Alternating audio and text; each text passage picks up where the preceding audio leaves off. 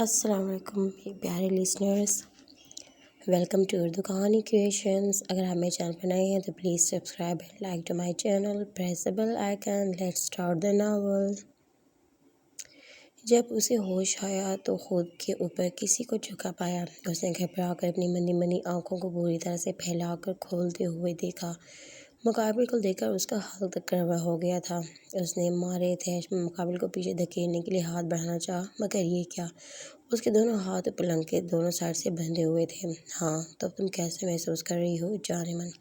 اس نے کمینگی مسکراہٹ لڑکی کی طرف اچھالتے ہوئے کہا۔ تمہیں تو میں دیکھ لوں گی، اس نے آنکھیں پھاڑتے ہوئے چبا چبا کر کہا۔ تو دیکھو نا جان من، بندہ سامنے ہی کھڑا ہے، اس نے دونوں ہاتھوں کو فرصت سے سینے پر باندھتے ہوئے کہا۔ مجھے یہاں کس لیے لائے ہو گھٹیا انسان؟ وہ غصے سے دھاڑی۔ تم مجھے طرح سے جانتی ہو میں کیا چاہتا ہوں، اس نے لڑکے کی آنکھوں میں محبت سے جھانکتے ہوئے کہا۔ جو تم چاہتے ہو ویسا کبھی خواب میں بھی نہیں ہوگا ذلیل انسان، لڑکی نے خونخوار نظر سے گھورتے ہوئے زور سے کہا۔ میں اپنے خوابوں کو پورا کرنا بخوبی جانتا ہوں، وہ گمبھیر آواز میں بولا۔ ہاتھ کھولو میرے اور مجھے جانے دو، کمین انسان، وہ غصے سے چیختے ہوئے بولی۔ اتنی بھی کیا جلدی ہے، چھوڑ دوں گا، لیکن کہہ کر وہ رکا۔ لیکن کیا؟ لڑکی نے فوراً پوچھا۔ تمہیں مجھ سے نکاح کرنا ہوگا، اس نے لڑکی کی آنکھوں میں آنکھیں ڈالتے ہوئے مسکرا کر کہا۔ نکاح؟ آہ تھوں، وہ بھی تم سے؟ کبھی زندگی میں بھی نہیں کروں گی، وہ اٹل لہجے میں بولی۔ تم کو کرنا پڑے گا، وہ ہنوز اپنی بات پر قائم رہا۔ میرا بھی اتنا بھی برا دن نہیں آیا کہ میں تم سے نکاح کرتی پھروں، اور نہ ہی میری کوئی مجبوری ہے جس کی وجہ سے نکاح کے لیے تیار ہو جاؤں۔ وہ بہت اطمینان سے بولتی اس کا سکون غارت کرنے کی کوشش کر رہی تھی، مگر مقابل میں کوئی عام ہستی نہیں تھی جس پر اس کی باتوں کا کوئی اثر ہوتا۔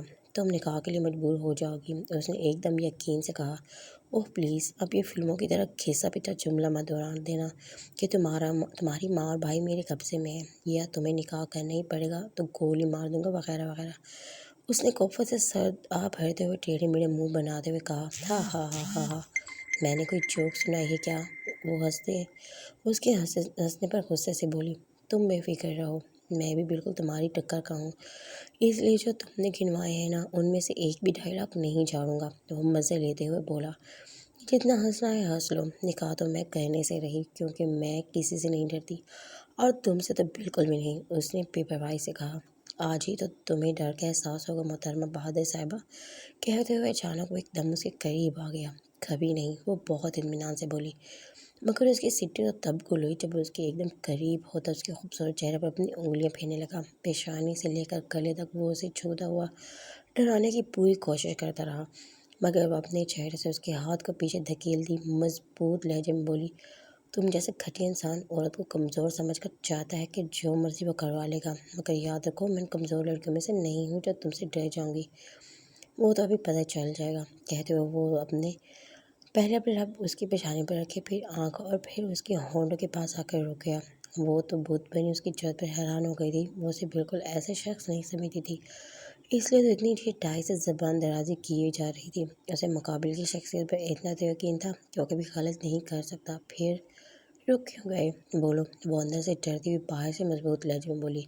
تم کیا چاہتی ہو کہ تم حرام کاری میں ملوث ہو جاؤ، کیونکہ جو میں چاہتا ہوں وہ کر کے رہوں گا، آگے تمہاری مرضی ہے، حلال طریقے سے یا حرام طریقے سے، وہ کہتا ہوا اچانک ہی اس کے اوپر گھیسا گیا اور اسے اپنے مضبوط باہوں میں لیتا اپنے لب اس کے ہونٹوں کے پاس لے جانے لگا۔ رکو، میں تیار ہوں، اسے اپنے اوپر دیکھ کر اب یقین ہو چلا تھا کہ وہ اس کی عزت کو تار تار کر کے ہی چھوڑے گا۔ یہ سوچتے ہی اس کی سانسیں خوف سے تھمنے لگی اور پسینے کی ننھی ننھی بوندیں گھبراہٹ سے اس کے چہرے پر ابھرنے لگی، تو وہ تھوک نکلتے ہوئے اٹک اٹک کر بولی۔ بہت صحیح فیصلہ لیا ہے میری جان، کہتے ہوئے اس نے مولوی صاحب کو آواز دی۔ باہر روم میں بیٹھے مولوی صاحب اور گواہ کے لیے دو آدمی فوراً اندر آ گئے، وہ اور بہت خاموشی سے ان کا نکاح ہو گیا۔ وہ باہر تک ان کو چھوڑتا اندر آیا اور دھیرے سے اس کے ہاتھوں کو آزاد کر دیا۔ چلو تم کو گھر چھوڑ دوں، اس نے دھیرے سے کہا۔ دھوکے باز، فراڈ کیا ہے تم نے میرے ساتھ، ذلیل انسان۔ جیسے ہی اس نے چلنے کو کہا وہ اس کے گریبان کو پکڑتی ہلاتی ہوئی زور زور سے کہنے لگی۔ تو تم چاہتی ہو کہ تمہارے ساتھ وقت گزاروں؟ اس نے دھیرے سے سرگوشی کی۔ میں نے یہ کب کہا؟ وہ اس کے انداز پر کنفیوز ہوتی بولی۔ بس اتنا پتہ ہے کہ تم نے دھوکے سے نکاح کیا مجھ سے، کیونکہ تمہیں پتہ تھا کہ میں کبھی تم سے نکاح نہیں کرتی۔ بولو جواب دو۔ وہ اسے جھنجھوڑتے ہوئے چیخنے لگی۔ ہاں تم ٹھیک سمجھ رہی ہو، میں مر کر بھی تمہاری کیا کسی کی بھی عزت کو تازہ نہیں کر سکتا تھا، بلکہ تمہیں ڈرانے کے لیے جو حرکت کی تھی اس کو سوچ کر مجھے شرم آ رہی ہے۔ اس نے شرمندہ ہوتے ہوئے دھیرے سے اقرار کیا۔ کیوں کیا تم نے ایسا؟ وہ بے بسی سے بولی۔ تم نے ہی تو مجبور کیا تھا مجھے ایسی شرمناک حرکت کرنے پر۔ اس کے چہرے پر پھیلی بے بسی کو دیکھتے ہوئے وہ تڑپ کر بولا، کاش تم مان جاتی تو۔ وہ پھر دیر سے بولا، تو تمہیں کیا لگتا ہے زبردستی نکاح کر لینے سے میں تمہاری ہو جاؤں گی؟ یہ تو تمہاری بھول ہے گھٹیا انسان۔ یہ کاغذی رشتہ میرے لیے کوئی معنی نہیں رکھتا، اور تم سے دل کا رشتہ تو کبھی جڑ ہی نہیں سکتا۔ کہتے ہوئے ایک جھٹکے سے باہر نکل گئی تو وہ بھی اس کے پیچھے نکلا اور زبردستی اسے گھر ڈراپ کر دیا۔ اسٹیج پر اس کے پیر بہت ہی تیزی سے میوزک پر تھرک رہے تھے۔ وہ پورے 15 منٹ سے پرفارم کر رہی تھی۔ ہال کھچا کھچ اسٹوڈنٹس، ٹیچرز اور خاص مہمانوں سے بھرا پڑا تھا۔ جیسے ہی اس کا پرفارمنس پورا ہوا، میوزک کی آواز بند ہو گئی اور ہر طرف تالیوں اور سیٹیوں کی آوازیں آنے لگیں۔ وہ اسٹیج پر پیٹ پر ہاتھ رکھ کر تھوڑا جھکی اور شکریہ کہتی ہوئی چلی گئی۔ کیا ڈانس تھا، لاجواب، بہت ہی اچھا پرفارمنس تھا۔ ایسی ہی ملی جلی آوازیں حال میں وقفے وقفے سے آنے لگیں۔ یہ لڑکی کون ہے؟ مہمان خصوصی کی کرسی پر کروفر سے پیر پر پیر چڑھائے بیٹھا شخص اپنی مخصوص روبدار آواز میں کھویا ہوا۔ صاحب، کالج کی لڑکی ہے۔ بازو میں کھڑا اس کا خاص ملازم ادب سے سر جھکاتے ہوئے بولا۔ وہ تو مجھے بھی پتہ ہے، مگر مجھے اس لڑکی کی پوری معلومات چاہیے۔ دلاور شاہ نے اس خوبصورت جسیزہ کو سوچتے ہوئے مسکرا کر کہا، جو ابھی آخری پرفارمنس کر کے اسٹیج سے گئی تھی۔ آپ کا حکم سر آنکھوں پر صاحب۔ وہ دوبارہ ادب سے کھویا ہوا دلاور ایک جھٹکے سے اٹھا اور 5 کرسی چھوڑ کر بیٹھی میڈم سے کھڑے کھڑے ہاتھ سے اشارہ کیا۔ ارے دلاور شاہ، آپ جا رہے ہیں؟ میڈم فوراً اپنی کرسی چھوڑی اس تک پہنچی۔ ہاں، آپ نے اپنے کالج کے فنکشن میں بھی مدعو کیا، اس کے لیے بہت شکریہ۔ اس نے اپنی خوبصورت اسمائل میڈم کی طرف اچھالتے ہوئے کہا۔ شکریہ تو مجھے آپ کا ادا کرنا چاہیے کہ آپ اپنا قیمتی وقت نکال کر یہاں آئے اور ہماری محفل پر چار جان لگا گئے، میڈم نے احترام سے کہا۔ آپ کے خلوص کے لیے شکریہ۔ دلاور الوداعی کلمات کہتا وہاں سے نکلتا چلا گیا۔ اس کے نکلتے ہی ملازم تیزی سے اس کے پیچھے دوڑا۔ شمشیر علی، تمہارے پاس صرف 2 دن کا وقت ہے۔ اس لڑکی کے بارے میں مجھے ہر ایک معلومات چاہیے۔ گاڑی میں بیٹھتے ہی گاڑی کا دروازہ پکڑ کر کھڑے شمشیر علی کو سے دوبارہ سے حکم صادر کیا۔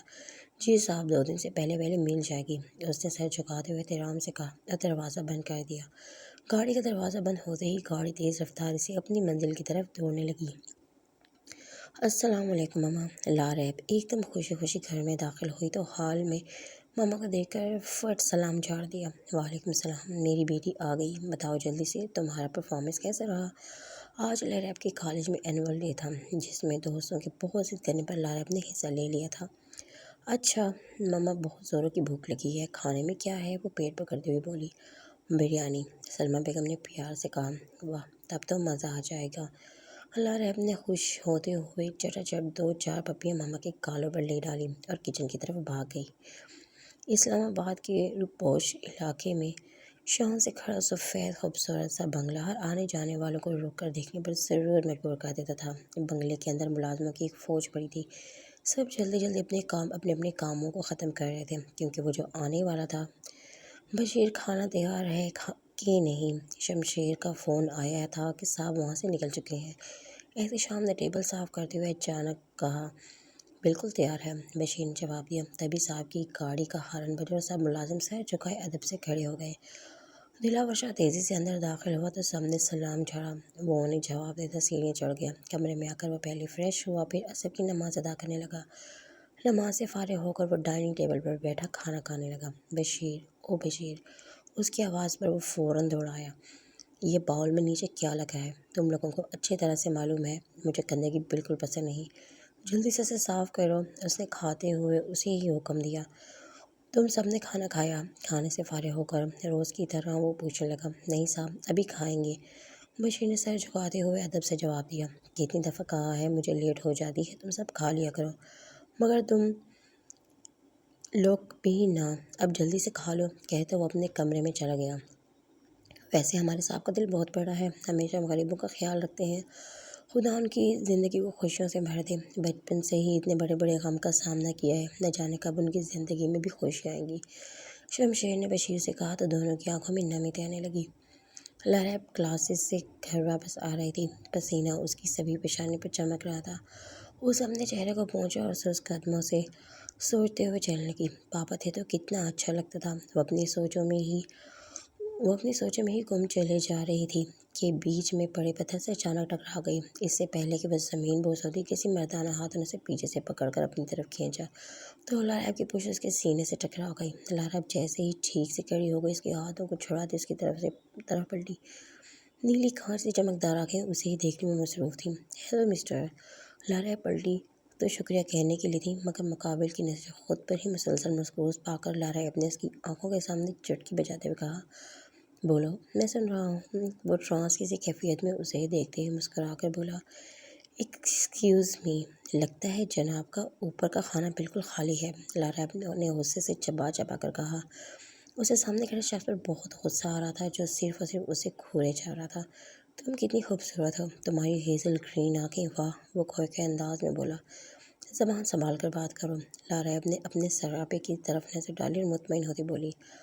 اس نے بلو جینس پر بلو ہاف آستین کا ٹاپ پہن رکھا تھا۔ تمہارا حسن بہت زبردست، تم چیز بڑی ہو، مست مست۔ وہ دھیرے سے بولا کہ وہ سن نہ سکے، مگر وہ سن چکی تھی۔ ہیلو مسٹر، آئندہ اپنی بیوقوف سی شکل لے کر میرے سامنے نظر مت آنا، مجھے تم جیسے لڑکوں سے بہت ہی چڑ ہے۔ وہ نازک سکڑتی کہہ کر رکی نہیں، آگے بڑھ گئی۔ مجھے تم جیسی ڈریسنگ کرنے والی لڑکیاں بالکل پسند نہیں۔ شمشیر کے بتانے پر کہ وہ کلاسز میں اس وقت پڑھاتی ہے تو وہ دلاور شاہ ہی چلا آیا۔ اسی دن اسٹیج پر تو پرفارمنس کے کپڑوں میں تھی، مگر آج اسے مغربی لباس میں دیکھ کر اسے بہت ہی غصہ آیا، لیکن دل کے ہاتھوں مجبور ہو کر صرف اسے دیکھتا رہا۔ ہاں، بعد میں اس کے ٹیچر کے بارے میں پتہ لگانے کے لیے اس نے جان بوجھ کر کچھ بولنا شروع کر دیا۔ لڑکی ٹھیک ہے، بس ایک بار میری دسترس میں آ جائے تو میں خود ہی اپنے رنگ میں رنگ دوں گا اسے۔ سوچتا ہوا گاڑی میں بیٹھ گیا۔ جان نہیں، جلدی حویلی آنے کا سوچ رہا ہوں، دلاور نے نرم لہجے میں فون پر کہا۔ دلاورے، اب تو شادی کر لے، میں اکیلی حویلی میں ملازموں کے ساتھ کب تک رہوں گی؟ تو شہر رہتا ہے، کم سے کم بہو آ جائے گی تو میرا دل بہل جائے گا، کچھ دن تو کچھ دن میرے پاس رہا کرے گی۔ جان نے بہت ہی پیار سے کہا، آپ نے کتنی دفعہ تو کہا ہے کہ آپ میرے پاس آ جائیے، لیکن آپ کی بھی ضد ختم نہیں ہوتی۔ دلاور نے نروٹھے پن سے کہا، دیکھتی ہوں، حویلی میں میرے بورے گھر کی یادیں پھیلی ہوئی ہیں، اس لیے دل نہیں کرتا آنے کا، انہوں نے نم آنکھوں سے کہا۔ جان، آنسو نہیں، بالکل نہیں، میں جلد آ جاؤں گا، اپنا خیال رکھنا۔ دلاور کو معلوم تھا وہ رونے والی تھی، اس لیے جلدی سے فون کاٹ دیا۔ اپنوں کی جدائی کا سوچ کر ہی اس کی ہیزل گرین آنکھوں میں آنسو آنے لگے۔ ڈور بیل مسلسل بجی جا رہی تھی۔ لارا جو ناول پڑھنے میں مصروف تھی، وہ بڑبڑاتے ہوئے دروازے کی طرف جانے لگی۔ کسی موت پڑ گئی ہے اس وقت، اب انسان اپنے گھر میں چین سے ناول بھی نہیں پڑھ سکتا۔ اس کے پہنچنے تک لگاتار بیل بجی جا رہی تھی۔ کتنا بدتمیز انسان ہے، کہتے ہوئے اس نے جیسے ہی دروازہ کھولا تو سامنے کھڑے شخص کو دیکھ کر حیران رہ گئی۔ تم یہاں کیا کر رہے ہو اور بیل بجانے کا یہ کون سا طریقہ ہے؟ وہ غصے سے گھورتی سوال پہ سوال کرتی گئی۔ کون آیا ہے بیٹا؟ تبھی سلمیٰ بیگم نماز پوری کرتی لارا کی تیز آواز پر فوراً وہاں پہنچی۔ مجھے تم سے ملنا تھا، اس نے لارا کی ہیزل گرین آنکھوں میں جھانکتے ہوئے کہا۔